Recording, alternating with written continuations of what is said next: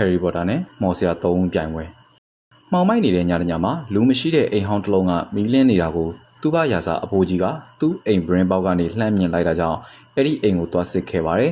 အခန်းရှိရောက်တော့တကားပွင့်နေသလိုစကားသံတွေလည်းကြားရတာကြောင့်ခိုးနားထောင်လိုက်ချိန်မှာမွေတကောင်ကသူ့ဘေးကနေအခန်းထဲကိုဝင်သွားလို့အဖိုးကြီးလန့်သွားပါတယ်အမောင်သခင်က Harry ကိုလိုချင်တယ်ပြောတာကြောင့် Peter Pettigrew ကသူခေါ်လာပေးမယ်လို့ကတိပေးနေပါတယ်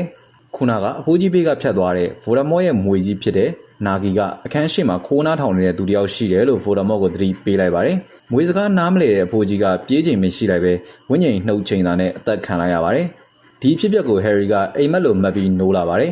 Harry နဲ့ Hermione တို့က Quidditch ကမ္ဘာဖလားကိုအတူတွားကြည့်ဖို့အတွက် Ron ရဲ့အိမ်ကိုရောက်နေတာဖြစ်ပါတယ်မနက်ရောက်တော့ Ron အဖေရဲ့ဦးဆောင်မှုနဲ့အတူတစုတစည်းရဲ့ Quidditch ကမ္ဘာဖလားကိုတွားကြပါတယ်ဒီခီးစဉ်မှာ Ron အဖေတငယ်ချင်းရဲ့သားဖြစ်တဲ့ Cedric လည်းပါလာပါတယ်ဒီလိုနဲ့ကုန်းမြင့်တစ်ခုပေါ်က Morphinal လေးစီကိုတွားခဲ့ကြပြီးဒီဖနက်ကသူတို့တွားကျင်တဲ့နေရာကိုပို့ပေးမယ်စိတ်ကန်းတော့လို့အရာမျိုးဖြစ်ပါတယ်ဖနက်ကိုကင်ထားတဲ့အချိန်ပေါင်းညတစ်ခုလုံးကပတ်ချလဲသွားပြီးသူတို့သွားမဲ့နေရာကိုရောက်သွားကြပါတယ်သူတို့တဲရမဲ့ရွက်ဖြင့်တဲကအပြင်ကကြည့်ရင်လူတယောက်စာတော့မရှိပေမဲ့အထဲမှာတော်တော်ကျယ်ပါတယ်။ Harry ကတော့မော်နဲ့ပတ်သက်တဲ့ပစ္စည်းတွေတွေ့တိုင်းအံ့ဩနေစေပါ။ Quidditch ကမ္ဘာဖလားမှာအားလုံးစောင့်ကြည့်ခံရတဲ့အထိနာမည်ကြီးသူကတော့ Fidel Cram ပါပဲ။ Fidel Cram ကကမ္ဘာအတော်ဆုံးဘောလုံးရှာသမားလည်းဖြစ်ပါတယ်။ Harmony လိုမိန်းကလေးမပြောနဲ့ Ron နောင်မှာပွဲပြီးလို့တဲပြန်ရောက်တဲ့အထိ Fidel Cram နာမည်ကိုပါဇက်ကမချပါဘူး။အဲ့ဒီချိန်အပြင်ဘက်ကစူညံတန်တွေကြားလို့အပြင်ထွက်ကြည့်ကြပါတယ်။အပြင်မှာအားလုံးပြေးလွှားနေပြီး Death Eater လို့ခေါ်တယ်။အမောင်သခင် Voldemort ကိုတစ္ဆာခံထားတဲ့သူတွေကတဲတွေကိုမီးလိုက်ရှို့နေပါတယ်။ပြေးလွှားကြရင်လည်းလူစုကွဲသွားတဲ့ Harry ကိုတငယ်ချင်းတွေပြန်ရှာနေကြပါတယ်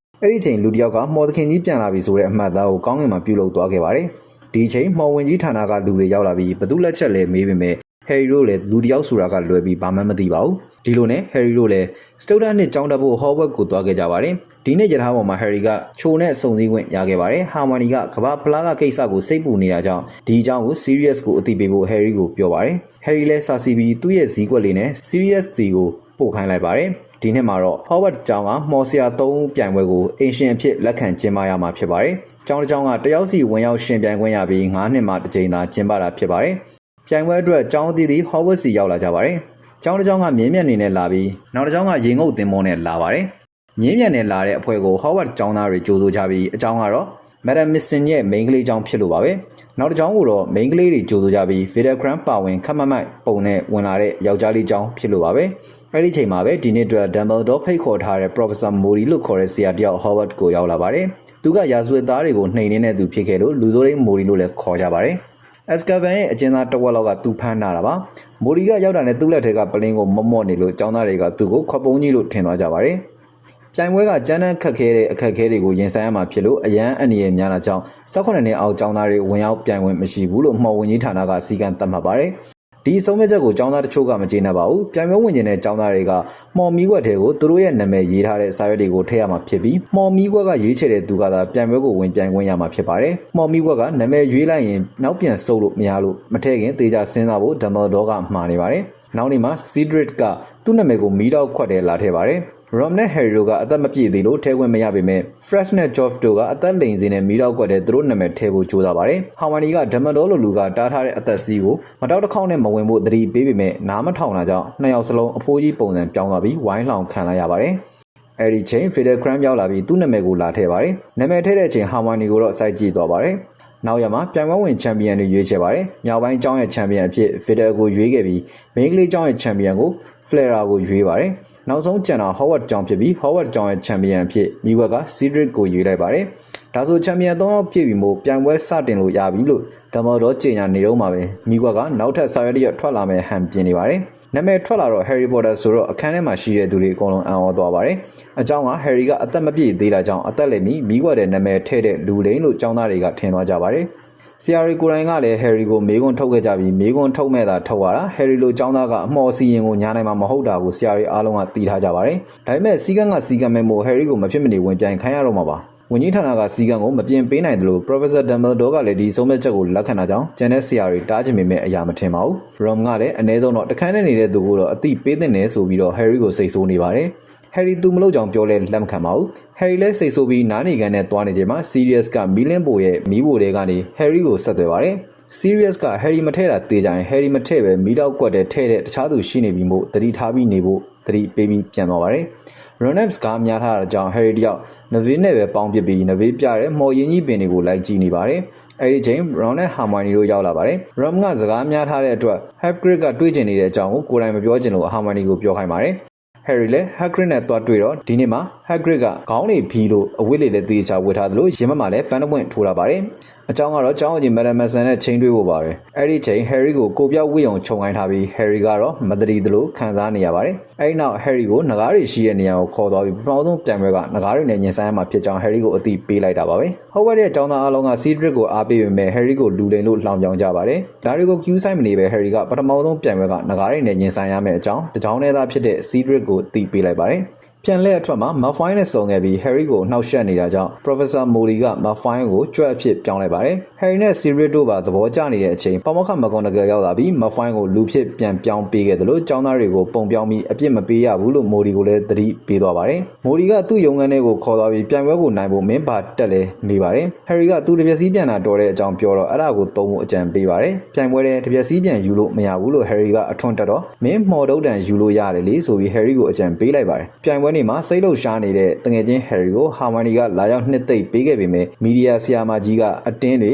Love Line ဆွဲနေလို့ Peter Cram ကပဲတဲပြင်ကိုမောင်းထုတ်လိုက်ရပါတယ်။ပြန်ပွဲစရတယ်ကိုရင်ဆိုင်ရမယ့်နဂါးကိုမဲနိုင်ရွေးချယ်ရပါတယ်။ပြန်ပွဲဝင်တွေကနဂါးတွေစောင်းရှောင်းနေတဲ့ဥတွေကိုယူလာမှဖြစ်ပြီးအဲ့ဒီရွှေဦးကနောက်ပြန်ပွဲအတွက်အရေးကြီးတဲ့တဲလွန်စာလည်းဖြစ်ပါတယ်။ဒီတော့ဥသာမရခဲ့ရင်နောက်ပွဲကိုဆက်ပြိုင်နိုင်မှာမဟုတ်တော့ပါဘူး။ပြန်ပွဲဝင်အားလုံးကသူတို့ယူရမယ့်နဂါးဥတွေကိုယူနိုင်လိုက်ပြီးလို့အခုတော့ Harry အလက်ရောက်လာပါပြီ။ Harry လို spare race သုံးမသိသေးတဲ့ចောင်းသားလေးတွေအတွက်နဂါးကိုရင်ဆိုင်ဖို့ခက်ခဲပါတယ်။ရွှေဥနာကိုကတ်ဖို့နေနေတာမီးမလောင်သွားအောင်ကြောက်လုံးတော့မနေပုံးနေရပါတယ်။နောက်ဆုံးတော့မိုဒီဂျန်ပေးထားတဲ့အတိုင်းသူကျွမ်းကျင်တဲ့တပြက်စီးကိုစီးဖို့မော်လို့တဲ့တပြက်စီးကိုဆင့်ခေါ်လိုက်ပါတယ်။ Harry ကပတ်ပြန်ပြီးဥကိုယူဖို့လုပ်ပေမဲ့နဂါးကကြိုးပြတ်သွားတာကြောင့်ပြန်ပွဲအပြင်ထီအောင်ပြေးရပါတယ်။နဂါးကလည်းအကျွေးရဖို့ရှိတဲ့သူလိုအသေးအံလိုက်ပါတယ်။နောက်ဆုံးနဂါးကိုလူဦးတရာမိတ်ဆက်သွားလို့ Harry လည်းပြန်ပွဲရှိရာကိုပြန်ရောက်လာခဲ့ပြီးနဂါးဦးနဲ့အတူအောင်ပွဲခံနိုင်လိုက်ပါတယ်။ပထမဆုံးပြန်ပွဲအောင်မြင်သွားတဲ့ Harry ကိုចောင်းသားတွေအားပေးကြပါတယ်။ကျောင်းသားအားလုံးရှေ့မှာပဲဥကိုဖွင့်လိုက်တော့စိုးရတဲ့စုညံတန်းကြောင့်ဥကိုပြန်ပိတ်လိုက်ရပါတယ်။အဲ့ဒီချိန် Ron ရောက်လာပြီးဒီလောက်ခက်ခဲတဲ့ပြိုင်ပွဲကိုဝင်ဖို့မိခွက်တဲ့ Harry ထဲတာမဟုတ်ဘူးဆိုတာယုံသွားတာကြောင့်လာတောင်းပန်တာပဲဖြစ်ပါတယ်။ပြိုင်ပွဲရဲ့ထုံးစံတွေကတစ်ခုဖြစ်တဲ့ကျောင်းကပွဲအတွက် Professor McGonagall ကကျောင်းသားတွေကိုအကတင်ပေးပါတယ်။အကုန်လုံးကကိုစီတွဲဖက်တွေရှာနေကြပြီး Hagrid ကလည်းသူ့စော်ကြီးကိုတွားချိတ်သလို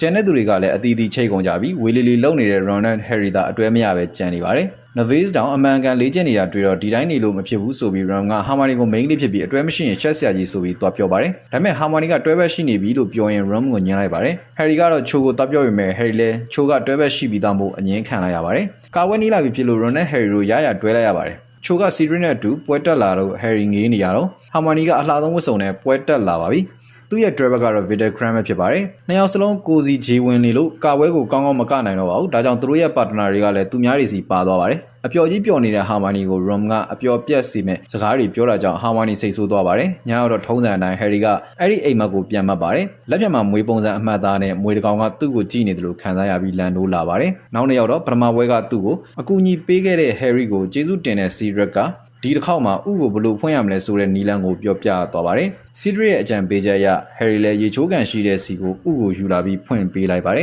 ။ဒါပေမဲ့စူညံတန်တွေပဲထွက်လာတာကြောင့်အမြန်ပြန်ပိတ်လိုက်ရပါတယ်။ဒါပေမဲ့မာနီမိုတယ်ရဲ့အကြံပေးချက်ကြောင့်ရေထဲမှာစမ်းကြည့်တဲ့အခါမှာရေသူမတွေရဲ့တခြင်းဆိုတန်ကိုကြားလိုက်ရပါတယ်။ရေသူမတွေကရေထဲမှာပဲတခြင်းဆိုနေတာကြောင့်ရေထဲမှာမဟုတ်ရင်စူညံတန်ကိုပဲကြားရပါတယ်။တခြင်းထဲမှာရေထဲမှာသူတို့ယူသွားတဲ့အရာကိုတနားရီတွင်းပြန်လာယူပါလို့ရေထဲမှာတနားရီလောက်နေနိုင်မဲ့အကြံဉာဏ်ကိုစစဉ်းစားရပါတယ်။ Hermione ကိုနိုင်တော်ကူစဉ်းစားပေမဲ့အကြံအိုက်နေတော့ Professor Moody ကအပင်တွေကိုလေ့လာနေတဲ့ Neville ကို Harry ကိုကူညီဖို့လွှတ်လိုက်ပြီး Neville ကငါးဘဟတ်ပင်ကိုတုံးကြည့်ဖို့ Harry ကိုအကြံပေးလိုက်ပါတယ်။ပြန်ပွဲနေ့မှာ Neville ကသူယူလာတဲ့ငါးဘဟတ်ပင်ကို Harry ကိုပေးလိုက်ပါတယ်။ပြန်ပွဲစချိန်အထိ Hermione နဲ့ Ron ကိုမတွေ့တာကြောင့် Harry ကလိုက်ရှာနေပါတယ်။ပြန်ပွဲဝင်တွေကရေထဲကနေသူတို့တန်ဖိုးထားတဲ့အရာကိုတနားရီတွင်းပြန်ယူလာပေးရမှာဖြစ်ပါတယ်။အားလုံးကကိုစီပြင်ဆင်လာပါတယ်။ Harry လည်း Neville ကိုယုံကြည်ပြီး Neville ပေးတဲ့ငါးဘဟတ်ကိုပါဇက်ထဲထည့်ပြီးရေထဲခုန်ချလိုက်တယ်ဆိုရင်ပဲဘဟတ်တွေရေရက်တွေထွက်လာပါတယ်။ Fleur ကတော့ရေမော်တော်ထဲမှာနေပြန်ပွဲကထွက်လိုက်ရပါတယ်။ Harry က Ron, Hermione, Cho နဲ့ Fleur ရဲ့ညီမလေးတို့ကိုရေထဲမှာတွေ့ပါတယ်။အဲ့ဒီချိန် Cedric ရောက်လာပြီး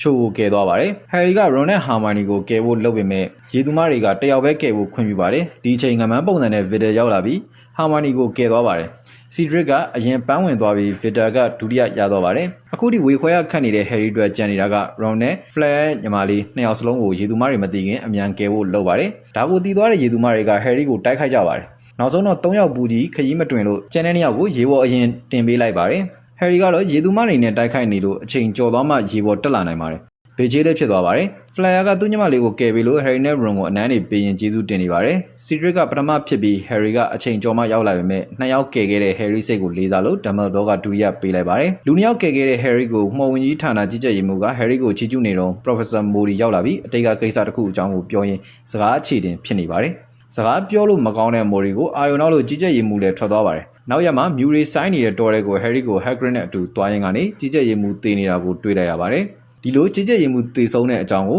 ဝင်းကြီးနဲ့ဒမ်ဘယ်ဒေါတို့ဆွေးနွေးနေချိန်ဟယ်ရီကိုအခန်းထဲမှာထားခဲ့လို့ဟယ်ရီလည်းလိုက်ဆက်ဆူရင်ဒမ်ဘယ်ဒေါရဲ့အတိတ်ကမှတ်ညံနေစူထားတဲ့ရေပင်ကြီးရဲ့ကိုငုံကြည့်ရင်အဲ့ဒီတဲကိုပြုတ်ကျသွားပါတယ်သူကအတိတ်ကိုရောက်သွားတာဖြစ်ပြီးတရားခွင်တစ်ခုမှာဒမ်ဘယ်ဒေါနဲ့အတူတေသွားပြီဖြစ်တဲ့ကြီးကြပ်ရေးမှူးကိုပါတွေ့လိုက်ရပါတယ်ကြီးကြပ်ရေးမှူးကဓာတ်ဤသားတွေကိုစစ်ဆေးနေပြီးသူ့သားငယ်ဘာဒီခရော့ကိုရိုင်းကဓာတ်ဤသားဖြစ်နေတာကြောင့်အန်အော်တကြီးနဲ့ဖမ်းဖို့အမိန့်ချလိုက်ရပါတယ်ဟယ်ရီကအဲ့ဒီမှတ်ညံတွေကပြန်ထွက်လာတော့ဒမ်ဘယ်ဒေါကပြန်ရောက်နေပါပြီအဲ့ဒီရေပြင်ကအတိတ်ကမှတ်ညံတွေကိုပြန်ကြည့်ဖို့ဖြစ်ပါတယ်ဘာဒီခရော့ကသူ့အိမ်မက်ထဲကမွေမှတ်သားနဲ့သူဖြစ်နေလို့အဲ့ဒီအကြောင်းကိုဒမ်ဘယ်ဒေါကိုပြောပြပါတယ်ဒမ်ဘယ်ဒေါစီကအပြန်လမ်းမှာစနေပ်နဲ့ကျောင်းအုပ်ခရက်ကာရောကိုတွေ့ခဲ့ပြီးကျောင်းအုပ်လက်မှာလည်းမွေပုံစံအမှတ်သားကိုဟယ်ရီတွေ့လိုက်ရပါတယ်စနေပ်ကဟယ်ရီဒီနေ့တုံးခဲ့တာ9ဘတ်ဟပ်ပင်ဖြစ်ပြီးသူ့စတိုကန်တွေက9ဘတ်ဟပ်ပင်ကလည်းပျောက်သွားတာကြောင့်ဟယ်ရီခိုးတယ်ဆိုပြီးဆွဆွဲပါတယ်9ဘတ်ဟပ်ပင်နဲ့ပိုလီဂျူးဆေးရည်ပါပျောက်နေတယ်လို့ပြောပေမဲ့ဟယ်ရီလည်းသူမသိကြောင်ပြောပါတယ်ဒီလိုနဲ့နောက်ဆုံးပြိုင်ပွဲနေ့ကိုရောက်လာပါပြီပြိုင်ပွဲစည်းကမ်းကတော့အားလုံးကဝင်ကဘာတဲကိုဝင်ရမှာဖြစ်ပြီးဒီဝင်ကဘာရဲ့တနေရာမှာတော့ချန်ပီယံဆုဖလားရှိနေပြီးဆုဖလားကိုရတဲ့သူကအနိုင်ရမှာဖြစ်ပါတယ်အသက်အန္တရာယ်ရှိနိုင်တဲ့အတွက်တခုခုဆိုရင်ပြိုင်ပွဲကနှုတ်တော့ဖို့အတွက်အချက်ပြဖို့တေချာမှားနေပါတယ်ရှေ့ပြိုင်ပွဲတွေမှာနိုင်ထားတဲ့သူတွေကအရင်ဝင်ခွင့်ရပါတယ်ဒါကြောင့်ပဲစီဒရစ်ကအရင်ဝင်ရပြီးဒုတိယအဖြစ်ဟယ်ရီဝင်ရပါတယ်အဲဒီနောက်ဗီတာဖလက်ယာတို့ဝင်ရပါတယ်ပြိုင်ပွဲစတော့ Professor Mori ကဟယ်ရီကိုမတိမတာလမ်းပြနေပါတယ်ပွဲစတာနဲ့ဝင်ကဘာတကားကပိတ်သွားပါတယ်ဝင်ကဘာကမှောင်မဲနေပြီးဗီတာပြူစားခံထားရပြီးဖလက်ယာကိုတိုက်ခိုက်ပါတယ်ဖလက်ယာကလှုပ်မရတာကြောင့်ဟယ်ရီကပဲမီးနီနဲ့အချက်ပြပေးလိုက်ပါတယ်ထူးဆန်းတာကအပြူစားခံရတဲ့ဗီတာကဟယ်ရီကိုလှုပ်ပေးပြီးစီဒရစ်ကိုအသေးနဲ့တိုက်ခိုက်ပါတယ်စီဒရစ်ကဗီတာကိုတိုက်ခိုက်လိုက်ပြီးတဲ့နောက်ဝင်ကဘာကကျင်းလာလို့ပြေးကြရပါတယ်ပြေးနေရင်လည်းဖလားကိုမျက်စိအရှိမှမြင်နေရပါပြီဒီတော့ဖလားစီအပြိုင်ပြေးကြရင်စီဒရစ်လဲကျသွားလို့နွယ်ပင်တွေရစ်လာချိန်မှာမထားနိုင်ခဲ့တဲ့ဟယ်ရီကပဲကူညီပေးပြီးအတူပြေးကြပါတယ်သူ့ကိုကူညီထားလို့စီဒရစ်ကဟယ်ရီကိုပဲအနိုင်ပေးဖို့ဆုံးဖြတ်ပြီးမဲ့ဖလားကိုတယောက်တည်းမယူလို့တဲ့ဟယ်ရီရဲ့ဆုံးဖြတ်ချက်ကြောင့်စူဖလားကို2ယောက်တူကင်လိုက်ပါတယ်စူဖလားကိုကင်လိုက်တဲ့ဆိုရင်ပဲတင်းချိုင်းတစ်ခုကိုရောက်သွားပြီးတကယ်တော့ဖလားကသူတို့ Quidditch ပွဲသွားကြည့်တော့ကလို့စိတ်ကန်းတော့ဖြစ်ပါတယ်ဖလားကိုကန်လိုက်တာနဲ့ဒီကိုရောက်လာအောင်ဖန်တီးထားတာဖြစ်ပါတယ်အဲ့ဒီချိန်ပီတာလက်ထဲမှာသတိသားလောင်းလိုအရာလေးကိုအဝတ်နဲ့ကင်ဆောင်လာတဲ့ဗိုဒမော့ပါလာပါတယ်အခြေအနေကိုရိတ်စားမိတဲ့ဟယ်ရီကစီဒရစ်ကိုဖလားစီကိုပြန်ပြေးဖို့ပြောပေမဲ့မမီလိုက်ပဲအသက်နှုတ်ကာတာအယွတ်ခံလိုက်ရပါတယ်ဟယ်ရီကိုဗိုဒမော့အဖေရဲ့အုပ်ကူမှာချုပ်ထားလိုက်ပြီးသတိသားလောင်းဗိုဒမော့ကိုအစီရင်အိုးထဲကိုထည့်လိုက်ပါတယ်ဗိုဒမော့ပြန်လဲမွေးဖွားလာဖို့အတွက်အဖေရဲ့အယူကိုဆန္ဒမပါပဲယူပါတယ်အစီကန်ရဲ့အသားကိုဆန္ဒအရယူပါတယ်ရန်သူရဲ့သွေးကိုအတင်းကျပ်ယူလိုက်ပါတယ်အစီရင်အားလုံးပြီးတော့ဗိုဒမော့ကခန္ဓာအသစ်တစ်ခုကိုရသွားပြီးပြန်လဲနိုးထလာပါတယ်သူနိုးထလာခြင်းမှာသူ့ရဲ့နောက်လိုက်တွေကိုဆင့်ခေါ်လိုက်ပြီးဒီနှစ်အတွင်းသူ့ကိုလိုက်ရှာဖို့မကြိုးစားခဲ့တဲ့သူတွေကိုအပြစ်ပေးပါတယ်သစ္စာခံတွေထဲမှာလူစီယက်မဖိုင်လည်းပါပါတယ်အဲဒီနောက်ပီတာကိုလက်တစ်ဖက်ပြန်ပေးလိုက်ပါတယ်ဟယ်ရီမေကဟယ်ရီကိုဗိုဒမော့တပ်ဖို့နေနေတာလက်ဖြားနဲ့တောင်ထိလို့မရအောင်စီရင်ချမှတ်သွားပါတယ်ဒါပေမဲ့အခုချိန်မှာတော့သူ့ရဲ့ခန္ဓာအသစ်မှာဟယ်ရီရဲ့သွေးပါနေတာကြောင့်ဟယ်ရီကိုထိလို့ရသွားပါပြီဒါကြောင့်အရင်ကမတတ်နိုင်ခဲ့တာကိုအခုစမ်းကြည့်ဖို့ဟယ်ရီကိုမှော်ထုတ်တံကောက်ခိုင်းပါတယ်အစာပိုင်းတော့ရှင်မရလို့ဟယ်ရီလည်းထွက်ပြေးပါတယ်ဒါပေမဲ့ရွေးချယ်စရာမရှိတော့ပြန်တိုက်ခိုက်ဖို့ဆုံးဖြတ်လိုက်ပါတယ်ဗိုဒမော့ကအသက်နှုတ်ဂါလာရွတ်ပြီးဟယ်ရီကလက်နက်မဲ့ဂါလာရွတ်ပါတယ်ဂါလာတွေကအချင်းချင်းမတက်ရောက်ပဲအလဲမှာအားပြိုင်နေပေမဲ့ဗိုဒမော့လိုလူကိုရှင်တိုက်ဖို့မဖြစ်နိုင်သေးတဲ့ဆယ်ကျော်သက်ကောင်လေးဟယ်ရီကတဖြည်းဖြည်းအားနေလာပါတယ်ဒီချိန်ဟယ်ရီအမေနဲ့စီဒရစ်တို့ကအနားမှာပေါ်လာပြီးသူတို့ခဏထိန်းထားပေးမယ်စိတ်ကန်းတော့ယူပြီးပြေးဖို့နဲ့စီဒရစ်ကသူ့လောင်းကိုသူ့ဖေစီပြန်တဲသွားပေးဖို့မှားနေပါတယ်ဟယ်ရီလည်းပြောတဲ့အတိုင်းလုပ်ခဲ့ပြီးစိတ်ကန်းတော့ဖလားနဲ့အတူစီဒရစ်အလောင်းကိုယူပြီးပြိုင်ပွဲရှိရာစီကိုပြန်ရောက်သွားပါတယ်အခြေအနေကိုမသိသေးတဲ့အတွက်အားလုံးကအနိုင်ရသူအဖြစ်ဟယ်ရီကိုလက်ခုပ်တီးဂုဏ်ပြုကြပါတယ်ဒါပေမဲ့ဟယ်ရီကငိုနေသလိ